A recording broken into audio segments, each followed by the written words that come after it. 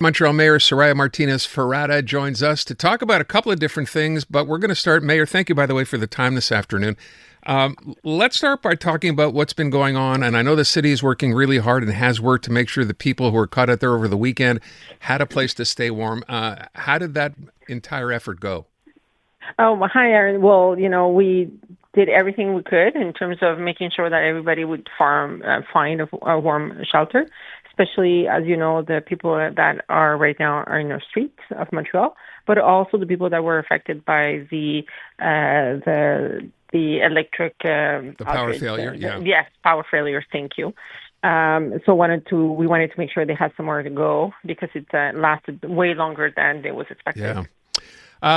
Let me move on because I know we have a lot to cover. I know we don't have a lot of time. I saw this story last week, and it's funny. This has been talked about now for so long. For people who don't know, the 20-20-20 bylaw in the city, that was, I guess fair to say had good intentions, but didn't quite work out. The idea being that, developers would promise to go ahead and when they did new housing projects, make 20% available for social housing, 20% for affordable, 20% for family, or give them the option if they weren't going to do it, to pay money to the city, put it in a fund, which is what virtually every single developer did. So it basically solved nothing. You've decided to do away with that and replace it. What's the new program? So we're going to build a new program where the city will be a financial partner. We are going to work with the nonprofit to also be a partner and work with the private sector. All of us, we have to work together in order to deliver the housing that we need. And that means that we can be financial partners in a way where we can have fiscal credits, tax breaks, even subsidies with the nonprofit in order to build the homes that we need. The issue is bringing down the cost of construction. The only way to build affordable housing is that we have the construction being the lowest possible in order to have a rent that people can pay. And that's what we want to do. So it's a very different way of seeing the city being a partner and not putting the burden on the nonprofit or the private sector to do the house that we need. So does that mean you make city land available to them again? I mean, at reasonable prices? How would it work? So we identified, we have about 80 buildings and lands where 40 of them are ready to go. We're going to put money in order to make them ready to be built. So in order to decontaminate, demolish any buildings that would need to be demolished, and put them on a very, very long-term lease. So at the end of the day, we're actually giving them away because that's one of the biggest costs in Montreal, as you can imagine, is land. Right. So if we can work with nonprofit in order to have the long-term leases, then the cost of the land doesn't exist anymore. And then it's something that's much easier in terms of financial cost to have a construction that's actually affordable. Is that something beyond nonprofits? Can you do that with developers in general where they say, look, we're builders, we can help. Can we work together? Well, I mean, builders have raised their hands. I've said, we want to help. How can we help? I want to make sure that we're working with a nonprofit because we want to make sure that we're doing housing that's out of speculation of the market, making sure that we have a long-term lease that will, be there for many years to come. And I mean, we're open to working with the private sector on that. But my question and my priority is making sure that the nonprofit is present because I want to make sure that we're doing the housing and affordable housing that we need. Can I just ask, I'm going to move on, but reactions, because you announced this last week. What have you heard back in terms of feedback? Very positive in terms of nonprofit saying this is a very different approach, and we're glad to see that there's something that we can do in a more collaborative way, but having results. I mean, we have, the previous administration bought lands and buildings. We sat on those for many years. And now today where we're saying that we want to have those buildings and lands being constructed very, very quickly. All right, let me move from that onto something else that we talked about, I think, last time you were here, which is the idea of police body cams. Talk about ideas that have been around for a long, long time that have never come to fruition. You have money set aside in your latest budget for body cams, although my understanding is this is set over a period of 10 years, which makes people go, why does it have to take this long? But I know from having read this as well, you'd like to see this happen sooner, but this requires, sort of action, if you will, from the provincial government. So where are we on that? Well, I mean, the first thing is signaling to, send a signal to Quebec that we're ready. And in order to do that, we have to put money aside. Of course, I don't want to take 10 years to do this. I mean, I have 4 years in front of me.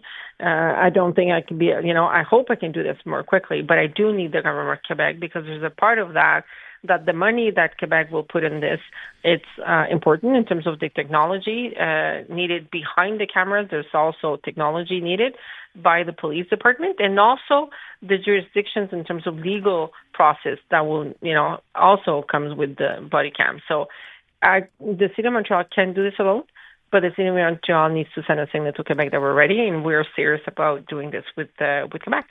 Is the police force on board with this? Is Fadia Taguer on board? Absolutely. If you talk to the police department, they've been asking for this for a long time. Other cities in Canada have done it. Toronto has done it. And I think we're there. And I think we can do it. And I know there's a lot of issues on, privacy and data and all that. And I think it's a very, very important questions, but it doesn't have to be an obstacle to get it done. I think it's a way to reassure the public and reassure police that we're doing the right thing and people are treated with respect, dignity, and equity. With respect to people being treated that way, you mentioned, I know in a French interview as well, that you have been a victim of racial profiling. I don't think most people would be aware of that. Well, of course. I mean, I'm a Latina. I'm, a femme racisée. My partner in life, my husband is a black man. We have been, we in the city and in other part of the world, of course, we have been victim of discrimination and racism, and this is something that my kids live with, his kids live with, and it's something that we need to address. And in order to address it, is to break the silence of it and say to people, I've been a victim of that, and I understand what we need to address as a society. And as little as it seems, body cams is one of those things that we have as a tool to address it. Now, it's not the whole thing, and it's not the whole solution. There's so many other things. Just, we elected for the first time a person from immigration to the head of the city. So those are the kinds of things that need to be done so people feel that there's hope and people feel that they're represented and respected. I just, I think about Francois Legault, the whole idea of not admitting that systemic racism exists here, but then again, he's not going to be the premier next time around.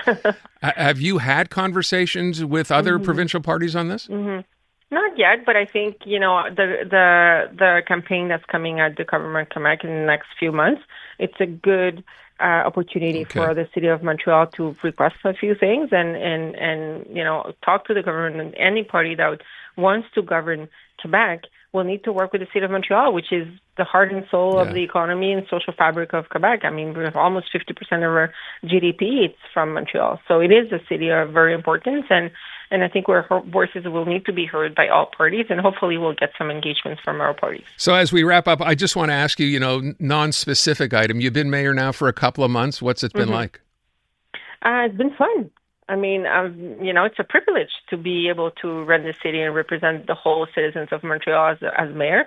It's an honor, and, every day I'm not working. I'm just having fun and making sure that we're doing the best we can to address the issue of the city. I know people are very frustrated with snow removal. I am too. Potholes, I am too. Homelessness, absolutely. So, I mean, I know their challenges, and I'm looking forward to working those challenges. So every day it's a good day to come to work. Good for you. And of course, I can't let you go without bringing up what I brought up to you last week. I talked about this on the show. The welcome baby boxes that the city has done away with. And I gave you my idea, which is to work with private enterprise. And I said I'd follow up. I told our listeners I would. Is there something doable there? Well, if private sector wants to step up, you have to know that the health system has been doing something equivalent to that for many, many years in terms of supporting families having newborns. There's room for that. My objective and my priorities are the ones that I've set up in terms of housing, in terms of homelessness, in terms of mobility, security. All our resources and money has to go to address those challenges. But if the private sector wants to step up and take over this project, good. But right now, I think the city and public funding should be towards those priorities. So I'm hoping someone, Mr. Jean Coutu, is listening because they can take care of this on their own. Mayor, always appreciate your time. I really do. Thanks so much. Take good care. Bye-bye. Unmistakably Canadian. It's the music that raised you.